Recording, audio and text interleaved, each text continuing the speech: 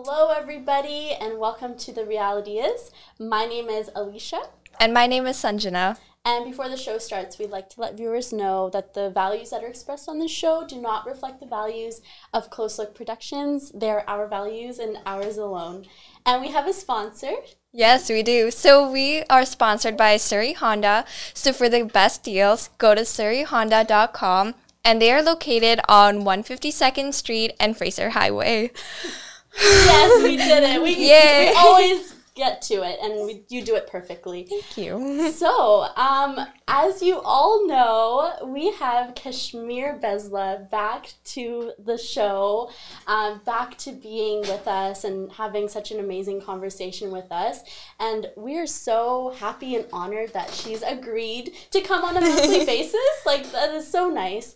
We got a lot of feedback coming from our viewers that the last show that we did with her was very beneficial and very impacting. And so we thought, hey, let's have this amazing, insightful woman on the show and continue this conversation. So thank you so much. Thank you so much, Yay. ladies, for inviting me back. I really look forward to seeing you on a regular basis. Awesome. Thank you.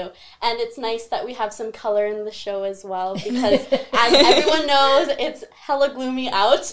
Yeah. So let's get started with the show and the topic for this week. Sanjana, would you like to introduce the topic, like just a little snippet of it? Yeah, for sure. So today we're going to talk about communication, but more importantly, we're talking about communication with our parents because, it's really hard to often get like our message across or to kind of understand like what they want from us and also how we can still be an individual, but also respecting their expectations as well. So yeah, that's why we have Kashmir here today, and it's important. And yes. Yeah, so that's what I feel like. It was really nice to have you on the show and have this topic kind of discussed on both perspectives, so that we can all be heard and we can all have our voices heard at the table. So that's right. That's right. So when I work with families, often the main thing that comes up is communication styles and how people are speaking to each other. Because where does conflict start from? It often starts from people not being able to speak to each other in a respectful way where both parties can be heard. Yeah. So when this topic came up, I said, why not? Let's talk to young people about ways that they can improve their relationships and their communication with their parents or other important adults in their lives. Absolutely. And I think also like when you establish that foundation early on, you see the benefits of it until you're 80. Like, you know, it's just having that space to kind of work on it together so that it will continue to be healthy for years and years to come. Yeah, that's the really beautiful thing about parenting is that you can teach these skills from a really young age and hopefully the child will be able to carry that forward. And once that relationship is built, it's not always going to be perfect. There's going to be conflict. There's going to be times where people don't get along. There's going to be lots of developmental things happening for children, and then they become teenagers and then young adults. So it can be confusing for both parties. So it's really important to stay calm and to be able to hear each other. Yeah, and to get that information and to really like be open to learning about it. Okay, so now we have Kashmir, who's going to be asking us some questions about how we can bridge the gap between parents and young adults and youth in terms of communication. And I was just gonna say, I'm sure we're gonna get these wrong, some of them. Yes, so we will. That's the fun in the. That's okay. We're here. That's to the learn. goal. And that's the point of this. Yeah, we're here to learn together. And these are less questions and more statements that I've heard young people say. Okay. And so let's hear how you two respond to them. So what about you first, Sanjana? Here's the first statement. My parents can't relate to what I'm going through because of, the era or the time that they grew up in. How can they possibly relate to what's going on for me right now? Oh, I want to say false because I feel like they understand what it's like to grow up. They've been in maybe similar situations. Of course, maybe the environment that they've been in or the type of dynamics they had at home might have differed. And obviously, like the society implications during that time were obviously different. But I think there's some elements of what we're experiencing right now that they can obviously relate to. That was the most mature answer I've ever heard. I would have been like, no, it's wrong. Wrong. They don't understand. Most young people would say like, yeah, they grew up at a different time. They don't understand. But what you said is absolutely right in that there's more that they can relate to than not relate to. And they want to offer you the best answers and the best experience possible based on what they went through as well. So we got to trust that they have some life experience that they can share with. Okay, so are we on to the next question? We're on to the next question. Okay, How about I ask it of you? Okay, sure. A statement that I often hear, which, I won't give the answer away, but it is, I'm going to get more relevant information from my friends and peers because they understand what I'm going through better than any adult in my life. Oh, okay. Well, my first instinct would be to say that's true because I would say that a lot of times your peers are going through the same things that you're going through. So having that peer-to-peer support might be a better way to address your concerns and your feelings about something because they are also in the same, I guess, like environment and things like that. But so I'm just going to say true. Yeah, that makes sense, Alysha, that you would think that going to your peers or your friends to get information, to get support, nothing wrong with that. But sometimes people who are the same age as you and going through the same experience, they wouldn't have the same life experience that an adult would have, right? Yeah. And so they may actually, without even realizing it, give you some misinformation. Yes. So we always say if there's at least one adult in that youth's life that they can count on, they will probably be able to get some really good information from them. So ask your friends, but also always ask a trusted adult. I would say. I think that's the key is like finding an adult that you can have those conversations with because maybe some individuals you can't be as genuine with. So maybe that's where my answer kind of stemmed off from. So and if wouldn't a young person or somebody who's your age kind of just want to tell you what you want to hear sometimes too? They may be afraid to tell you what you don't want to hear. Really it's just yes men, whatever you said. Absolutely. Yeah.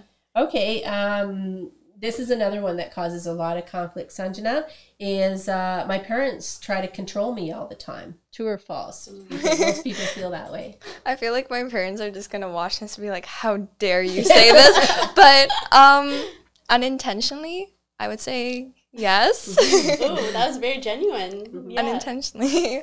Yeah, so lots of young people, as they're growing up, feel like they're being controlled by parents. But what we try to go through in our, family sessions is to say it feels like control, but often it's just setting really good boundaries, and all parents need to do that. Because when you're young, you think you know everything, and the truth is sadly you don't, right? Yeah. You feel like you do, and you feel like maybe your parents don't know anything, but they have a lot more life experience, and they want to set those good boundaries so that you're making good choices. So it's not about control; it's about good parenting. But how do you know if they're more so like controlling you, or are they like just pushing you in the same direction as them and not letting you be yourself, kind of? That's a great question because a lot of parents do want their child to sort of follow their footsteps and be more like them. But if they're asking you to do something that doesn't fit with what's important to you, that's where, again, I think there needs to be good communication in terms of, maybe mom and dad, it was like this when you were growing up, but now it's like this. And can we talk about that? Can I do it a little bit differently? I think that's where the communication would come in. So explain the circumstances, help them understand your perspective and where you're coming from, and then they'll give you steps to support you with that. And you said that so beautifully because sometimes what happens is the youth just feels frustrated and says, I give up, you don't get it. But like you said, explaining the circumstances, giving them examples, building that trust, because we all know that without trust, there is no relationship, right? In any relationship, whether it's parent and child or, romantic relationships, you always have to have that trust. So for sure. Absolutely. Yeah. Well, that's good. Let's try a couple more maybe. Okay. How about I'll just do what I want when I become an adult. When I turn 18, I'll just do whatever I want. This one's tough. I want to say, yes, legally you can, but I think that, it depends on your family dynamic and the values that comes with what independence is and what age you can have those, I guess, freedoms. Right. But I don't think that's completely true. You're right. Yeah. 18 is a number, but a lot of people are not ready to be on their own when they're 18. They're not even ready to make their own decisions. And the way things are these days, they can't even afford their own place to live. Yeah, right? I was just going to say, like, my dad at 18, he could have just, you know, moved out and gotten a place and he's on his own. It's not like that. Kids are living at home with their parents into their longer, into their adult years. Yeah. Just because of economics right now. Yeah. And so if you are going to stay past 18, that doesn't mean you get to do whatever the heck you want. Again, like I feel like I'm going to use this word for the whole segment, but respect. If you're over 18 and living in your parents' home, you still need to have that respect and, you know, be mindful of, you know, what it is that they're asking you to do. You know, if you are mature and you feel like you can make it on your own and move out and do whatever you need to do, go for it. But right now, I don't see too many young people being able to do that. I think that's where the issues lie, is when you are at that age where you get a lot of, I guess, rights, and like you know, you might be able to now drink, or you might be able to, you can vote now. Like those are some adult things, but if you're still living at home or, you know, your parents still see you to be a child, you kind of have to go back and forth between, you know, this changing identity that you have and also respecting respecting what your parents want and wish for you. And those things that you mentioned, drinking, voting, driving, those are all responsibilities, right? So the goal is that someone has raised you in a way to take those things seriously and respect them as well. But yeah, again, it comes back to the relationship and how you're treating each other and how you're communicating with each other as well. Absolutely. For sure. Awesome. Should we do one more? Yeah. Do we have time? Okay. What about in terms of communication? Alysha, should I be telling my parents everything? Oh, you think a young person should tell their parents everything? I think say the things that you feel comfortable talking about, or the things that I think you would need support in, or especially like milestones in your life. I think you should still try and keep them up to date with who you are, what your plans are, the people maybe you're associated with, if you feel comfortable. Now, I'm a little lost on like what part do you not share, or when what are some things that, you know, you should kind of draw the line at. So I'm a little iffy on that. No, that makes sense that you might not be sure exactly what to share and what not to share. But what I have been teaching parents since I got into this work like 25 years ago is that we want to build a relationship with our kids. We want to have that attachment. It has to be a good, healthy attachment. And we want to raise our kids in a way that we teach them, like, whether it was the best day of your life or it was the worst day of your life, I'm here for you, right? Because when they're younger, they come home, they tell you everything. But as they get a little bit older, they're like, oh, mom doesn't need to know this. Or if I tell her this, you know, she's going to say, what were you doing over there? Or I told you about that person. So they start to, you know, decide what they want to tell you or not. But if you have that relationship, you're not going to be afraid to tell your parents anything. And, you know, culturally, because I'm sure much of your audience is, you know, of various cultures, we're trained and brought up to respect our parents. So sometimes we don't want to tell them the bad stuff because we don't want to let them down.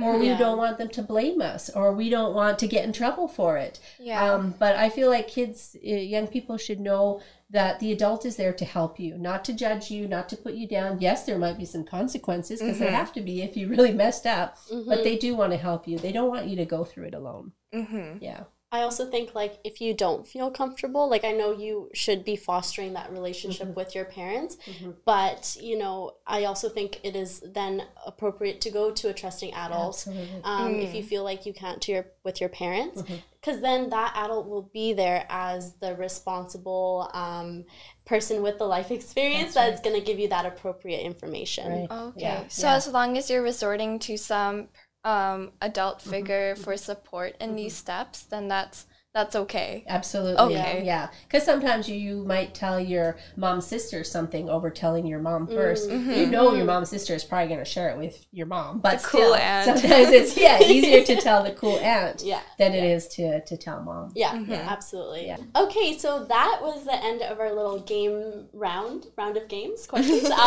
which is really insightful as always.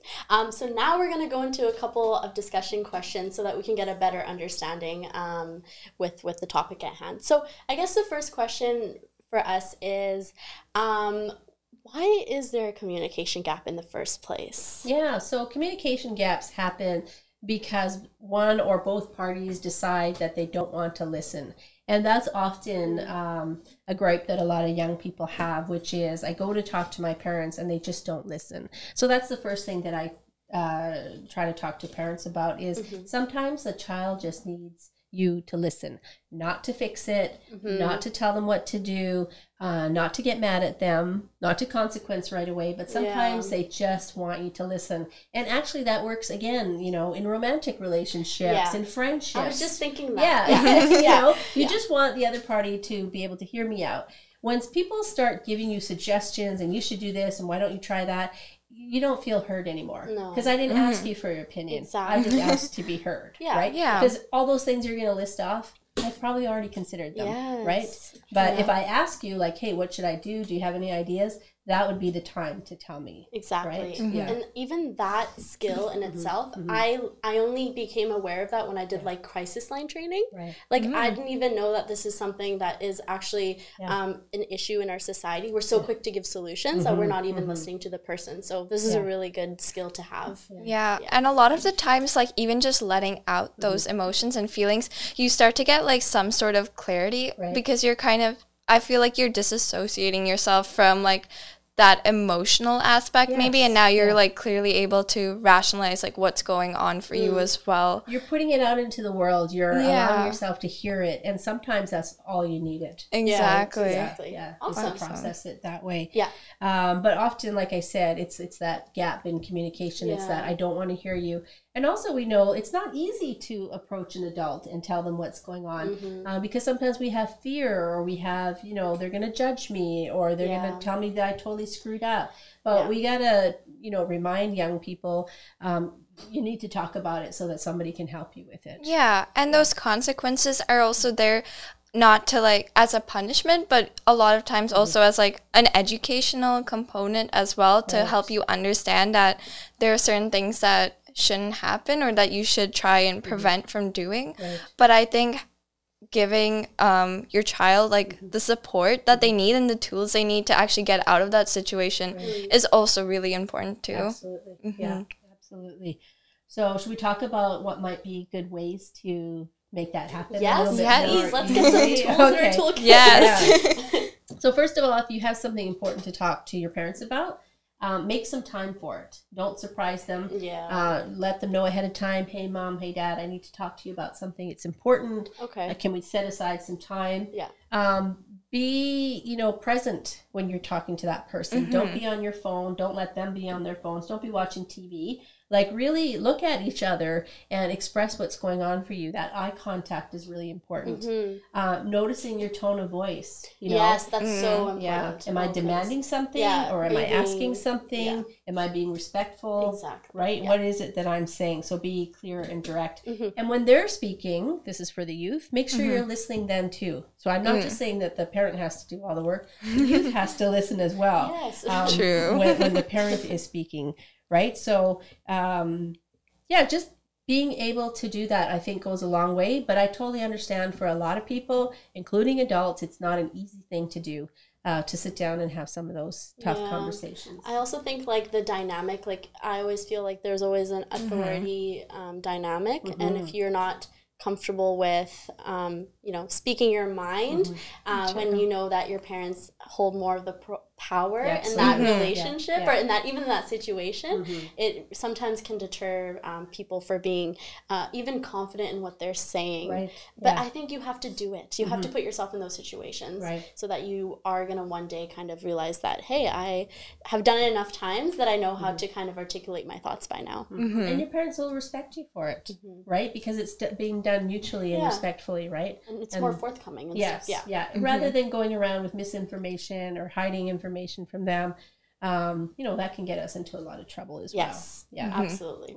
Kashmir, so I just wanted to ask you, so especially when youth aren't with their parents physically, maybe they're out with some friends, some family, or they're just not living with their parents, what are some ways that there's still that level of communication between you and your parents? So we're so fortunate in this day and age of technology where just about every young person has a cell phone.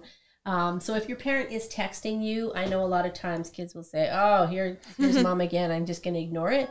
A simple response is all that they're looking for. If they're like, where are you? And, how much longer till you get back home?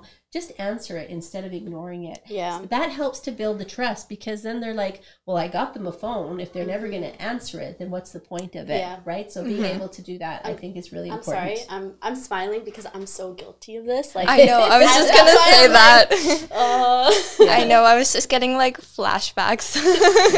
It's funny because Sanjana and I were kind of making some eye contact there and smiling at each other because I think that we relate to this, but it's nice to have that opinion or that perspective that it's not coming from a place of like, I need to know where you are, what you're doing. It's just, a safety checkup, And it shows a level of maturity if you respond when the parent is asking you to respond, right?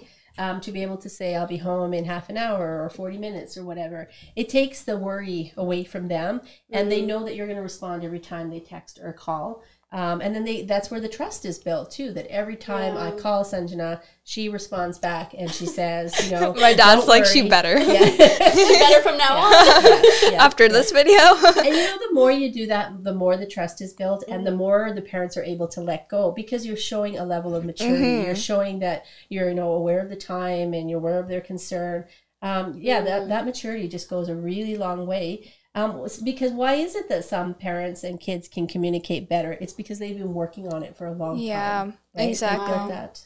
True. And also, like, if you yourself can just take the initiative and say, hey, I just got out of the bus, or, I'm at my friend's house now, no need to worry, then they start to pull back a bit, a little bit, and then they're seen less as like the bad guys or the nags, and you start to understand where they're actually coming from. That's really nice. Take the initiative and show them that, oh, you must be thinking about me and where I am, and I'm thinking about you too, and I'm fine. That's really lovely. That put things in perspective a lot. Okay, well, I guess we have one more question, and it's just like, we're wondering like what the balance is between just parental, I guess, just expectations as parents with their child, versus like parental control, and the more strictness that comes from that. It's really interesting how one child might see it as strictness or control, and you talk to the parents and it's like, no, I'm just doing my job, I'm just trying to teach them. So I think it just comes from looking at things from a different lens or perspective. My experience is that parents are doing the very best they can with the skills that they have, and they're always learning, and kids are doing the very best they can at their age, and they're always learning too. So I tell parents, it's your job, your responsibility to guide the kids and teach good boundaries.